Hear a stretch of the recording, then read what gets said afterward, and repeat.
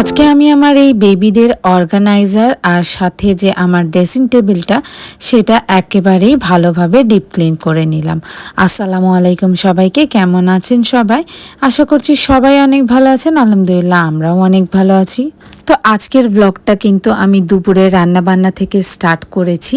তো রান্নাবান্না স্টার্ট করে দেওয়ার পর দেখলাম যে জিরে আর যে গোলমরিচের গুঁড়োটা আমি করে রাখি সেটা শেষ হয়ে গেছিলো। তো রান্না বসিয়ে দেওয়ার পরও আমাকে আবার রান্না নামিয়ে এখন এইটা করতে হচ্ছে। তো এখন তাই জন্য তাড়াতাড়ি করে একটু গরম করে নিলাম আর গ্রাইন্ডারে কিন্তু ভালোভাবে গুঁড়ো করে নেব।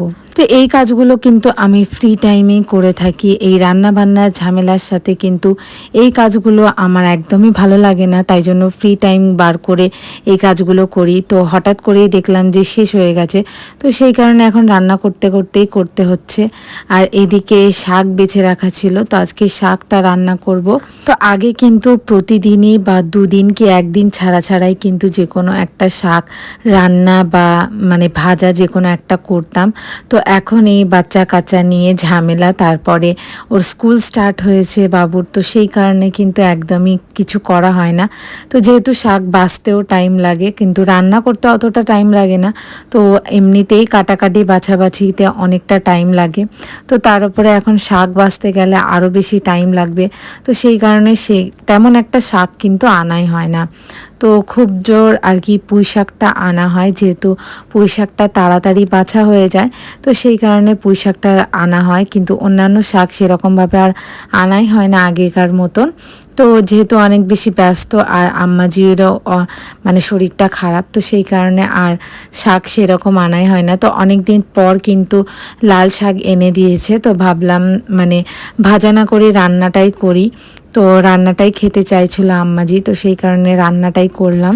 আর দুটো বেবি নিয়ে যেহেতু এখন অনেকটা বেশি ব্যস্ত থাকি, তো সেই কারণে চেষ্টা করি যে রান্না বান্নাটা যতটা সিম্পলভাবে করা যায় তো সেরকমভাবেই করি।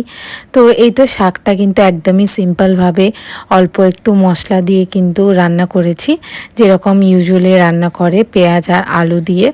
তো এই তো আমার এখানে শাকটা একদম হয়ে গেছে। তো এরপর আমি এখানে মাংস রান্না করছি। তো মাংসটা এখানে কুমড়ো আর আলু দিয়ে রান্না করব।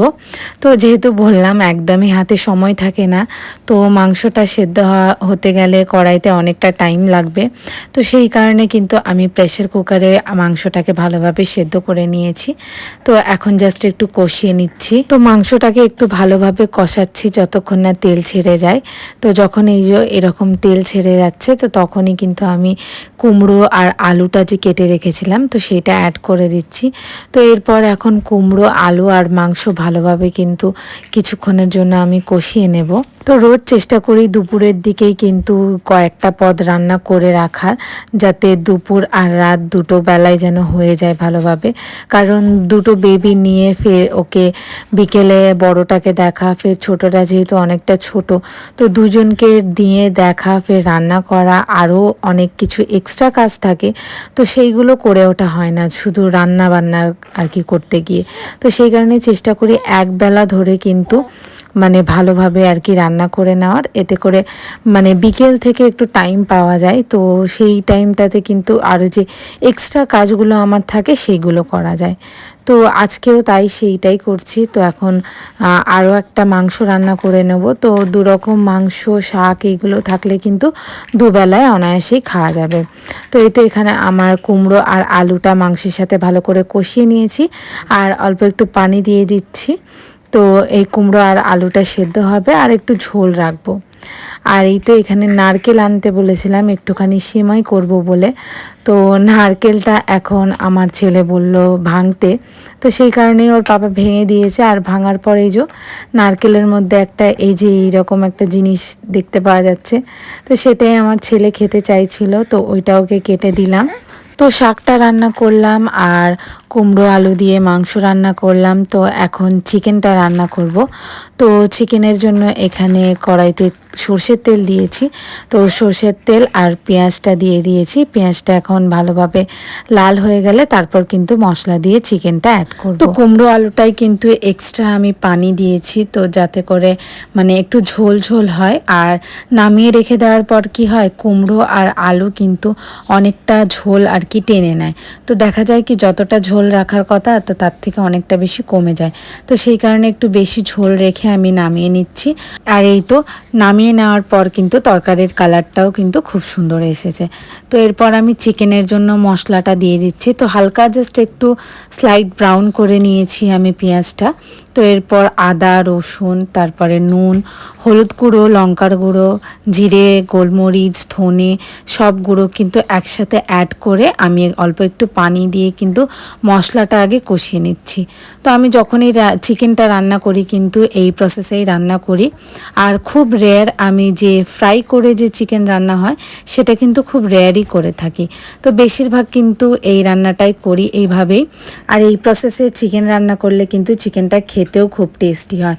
তো বেশিরভাগ আমি চেষ্টা করি চিকেনটা কষাই করার। আলু দিলে কেন জানি না চিকেনটা খেতে একদমই ভালো লাগে না আমার। তো সেই কারণে চেষ্টা করি চিকেনটা কষা করার। আর এখানে আমি তেজপাতাটা দিতে ভুলে গেছিলাম। তো যখন মশলাটা কষানো হয়ে গেছিলো তারপর কিন্তু দুটো তেজপাতা আমি অ্যাড করে দিয়েছি।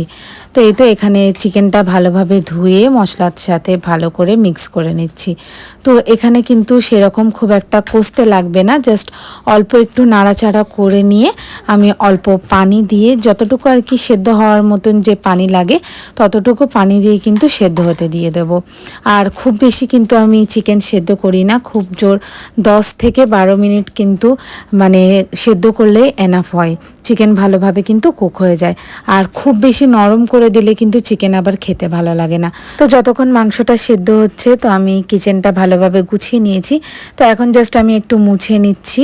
তো রান্না করতে করতেই কিন্তু অনেকটা বেশি ক্লিন রাখার চেষ্টা করি আমি। তো এতে করে কিন্তু ওভেনটা আর কি খুব বেশি ময়লা হয় না। তো সেই কারণে আজকেও সেরকম একটা ময়লা হয়নি।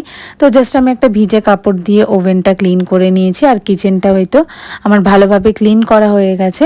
এখন জাস্ট আমি যে চিকেনটা আমি সেদ্ধ হতে দিয়েছিলাম সেটা একটুখানি কষে নেব। তো এতে চিকেনে কিন্তু এখনও অনেকটা পানি আছে। তো এই পানি থাকতে থাকতেই কিন্তু আমি কষা স্টার্ট করব। তো আস্তে আস্তে কিন্তু কষতে কষতে পানিটাও শুকিয়ে যাবে আর যে তেলটা সেটা কিন্তু ভেসে আসবে।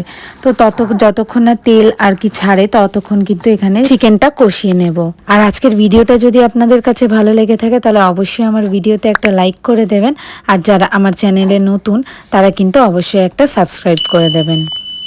তো এই তো চিকেনটা কিন্তু একেবারে আমার কষা ডান। তো রান্না বান্না করে একটুখানি গোসল করে আমি রেস্ট নিয়েছিলাম। তারপরেই কিন্তু এখানে চলে এসেছি আমি আমার এই অর্গানাইজারটা আর এই যে ড্রেসিং টেবিলের অবস্থা আপনারা দেখতেই পাচ্ছেন, একদমই নাজেহাল অবস্থা থাকে।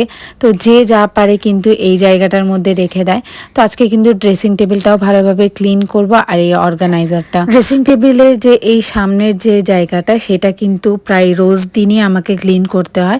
তো যেহেতু এখানে সবাই সব রকম জিনিসপত্র রাখে তো বেশিরভাগই দেখা যায় কি সব জিনিসটা রাখতে রাখতে অগোছালো হয়ে যায়। তো টাইম নিয়ে কিন্তু এই জায়গাটা আমি রোজ ক্লিন করি। তো আজকে একটু বেশি এটা ওটা সব কিছু অনেক কিছু জমে গেছে। তো সেই কারণে ভাবলাম এইটার সাথে সাথে যে পুরো ড্রেসিং টেবিলটা ভালোভাবে আমি ডিপ ক্লিন করে নিই। তো এখানের যে জিনিসগুলো সেইগুলো আগে আমি একটা একটা করে সরিয়ে যেখানে যেই জিনিসটা থাকে সেখানে আগে আমি রেখে দিচ্ছি। আর এরপর যে কয়েকটা জিনিস আমার ড্রেসিং টেবিলের এই জায়গাটার মধ্যে আমি কয়েকটা জিনিস রাখি কর্নারে কর্নারে, সেগুলো কিন্তু এরই ফাঁকে ফাঁকে আমি সাজিয়ে নিচ্ছি। তো এই যে কাচের ট্রেটা আর তাতে কিছু প্রয়োজনীয় যে জিনিসগুলো সেগুলো আমি এই সামনেটাতে রেখে দিই। তো এখানে সেগুলো আগে কাচের ট্রেটা ক্লিন করে সেগুলো রেখে দিয়েছি। আর এই সাইডে একটা আমার ফ্লাওয়ার ভাস থাকে, তো সেটাও কিন্তু আমি ভালো করে ক্লিন করে নিয়েছি আর সাইডে রেখে দিয়েছি। তো এই জায়গাটা কিন্তু প্রপার আমার ভালোভাবে ক্লিন করা হয়ে গেছে। তো এরপর যেহেতু ড্রেসিং টেবিলটা ভালোভাবে ডিপ ক্লিন করব তো সেই কারণে এই যে মানে আমার র্যাকগুলো সেইগুলোতে কিন্তু মানে অনেক বেশি নোংরাও হয়ে গেছে। আর এই যে এই জিনিসপত্রগুলো কিন্তু অনেকটা বেশি এলোমেলো হয়ে গেছে। তো তো প্রথমে আমি যে জিনিসগুলো এক একটা জায়গায় রাখা আছে সেগুলো কিন্তু একটা একটা করে আমি আগে নামিয়ে নিচ্ছি। তো যেহেতু বেবিরা আছে তো সেই কারণে কিন্তু খুব একটা আমি জিনিসপত্র এই ড্রেসিং টেবিলের মধ্যে সাজিয়ে রাখি না। তো যেহেতু ওরা অনেক বেশি নষ্ট করে দেয় তো সেই কারণে খুব একটা জিনিসপত্র সাজাই না। যতটুকু ওপরে দরকার বা যেগুলো প্রয়োজন একদমই তো সেই সব জিনিসগুলোই রাখি, আর নিচে খুব বেশি জিনিসপত্র রাখি না। তো যত বেশি নিচের দিকে থাকবে ওরা কিন্তু এলোমেলো করবে, তো সেই কারণে জাস্ট ওপরেই কয়েকটা জিনিস আমি কিন্তু সাজিয়ে রাখি। এই তো সব কিছু আমি কিন্তু নিচে নামিয়ে নিয়েছি, আর এখানে একটা একটা করে যে সেলফগুলো যে নোংরা হয়েছিল সেগুলো কিন্তু আমি একটা ভিজে কাপড় দিয়ে ভালোভাবে আমি ক্লিন করে নিচ্ছি। তো যেহেতু আমার একটা 5 মাসের একটা ছোট্ট বেবি আছে, তো বেবি হওয়ার পর অনেক বেশি ব্যস্ত হয়ে পড়েছি। তার উপরে আমার যে ছেলেটা তার বয়স 3.5 বছর, তো তাকেও এখন স্কুলে পাঠাই, তো তাকে ভালোভাবে দেখা, ফের আমার ছোট বেবিটাকে ভালোভাবে দেখা, তো সেইভাবে কিন্তু নিজের কেয়ার অতটা বেশি করা হয় না।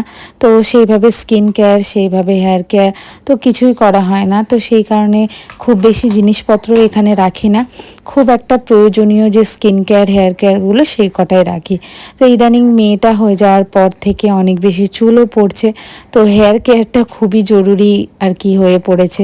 তো সেই কারণে চেষ্টা করি যে হেয়ার কেয়ারটা স্টপ না রাখার। তো এরপর একটা আমি পাউচ ইউজ করি, তো এই পাউচটার মধ্যে কিন্তু সব রকম যে জরুরি জিনিসগুলো সেগুলো কিন্তু এই পাউচটার মধ্যে রাখি।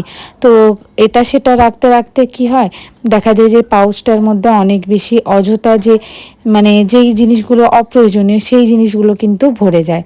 তো সেইটাও ক্লিন করে নিচ্ছি এখানে।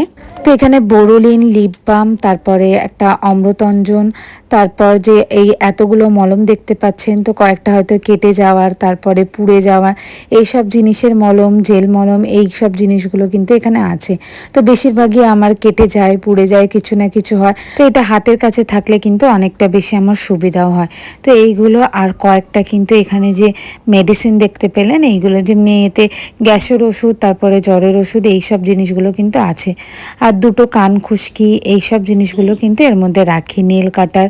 তো খুবই যেগুলো একদম ছোট ছোট জিনিস, যেগুলো দরকারি প্লাস খুঁজে পাওয়া যায় না, সেই সব জিনিসগুলো কিন্তু এই পাউচটার মধ্যে আমি রাখি। তো এই পাউচটাও কিন্তু এই ড্রেসিং টেবিলে হাতের সামনেই আমি রাখি। আর এই যে দেখতে পাচ্ছেন আমার মেয়েটা বসে বসে এখানে খেলছে, তো ওকে খেলতে দিয়েই কিন্তু আমি এই কাজগুলো করে নিচ্ছি। তো এই তো এখানে আমি সেলফগুলো কিন্তু ভালোভাবে ক্লিন করে সব কিছু জিনিস সাজিয়ে দিয়েছি, আর নিচে কিন্তু সেরকম খুব একটা জিনিসপত্র আমি রাখিনি। তো এখানে আমার ড্রেসিং টেবিল ভালোভাবে ক্লিন করা হয়ে গেছে। আর এরপর যে আমি আলিজার যে জিনিসগুলো একটা আমি বাস্কেটের মধ্যে রাখি, তো হাতের কাছে থাকার জন্য, তো সেই বাস্কেটটা এখন ভালোভাবে গুছিয়ে নিচ্ছি। তো ওর যে জামা কাপড়গুলো এই বাস্কেটটার মধ্যে রাখি, তো যেহেতু ওর সারাদিনে হয়তো 5টা 6টা জামা লেগে যায়, তো যেহেতু ও দুধ তোলে, হয়তো বমি করে বা হুসু করে দিলে সেই জামাটা বারবার আর কি চেঞ্জ করতে হয়। তো সেই কারণে এর মধ্যে কয়েকটা জামা, ওয়াইপস, ডাইপার, এইসব জিনিসগুলো কিন্তু এই বাস্কেটটার মধ্যে আমি রাখি। তো এই যে অর্গানাইজারটা দেখতে পাচ্ছেন, এর ঠিক ওপরে এই বাস্কেটটা আমি রেখে দিই। আর অর্গানাইজারের ভিতরেও কিন্তু আমি আমার এই বাচ্চাদেরই সব কাপড়, জামা, এইসব সব রাখি জিনিসপত্র। আর একদম লাস্টের যে আর কি যে ড্রয়ারটা, সেটাই কিন্তু আমি ইয়াসিরের যে পড়াশোনার বই সেইগুলো রাখি। তো এখানে সব কিছু অর্গানাইজারের ভিতরে যে জিনিসপত্রগুলো আছে সেগুলো কিন্তু প্রায় আমার ভালোভাবে গোছানোই। তো এখানে একটুখানি ধুলো পড়ে গেছিলো, ওইটাই জাস্ট ক্লিন করে দিচ্ছি। তো এখানে আমার আলিজা আর ইয়াসিরের যে জরুরি জিনিস সেইগুলোই কিন্তু এখানে মোটামুটি রাখি, বই, খাতা, জামা কাপড়, তারপরে আলিজার ক্যাথা, জামা কাপড়, এইসবই কিন্তু এর মধ্যে থাকে। তো আজকের ভিডিওটা কিন্তু আমি এখানেই শেষ করছি। সবাই ভালো থাকবেন, সুস্থ থাকবেন, আল্লাহ হাফিজ।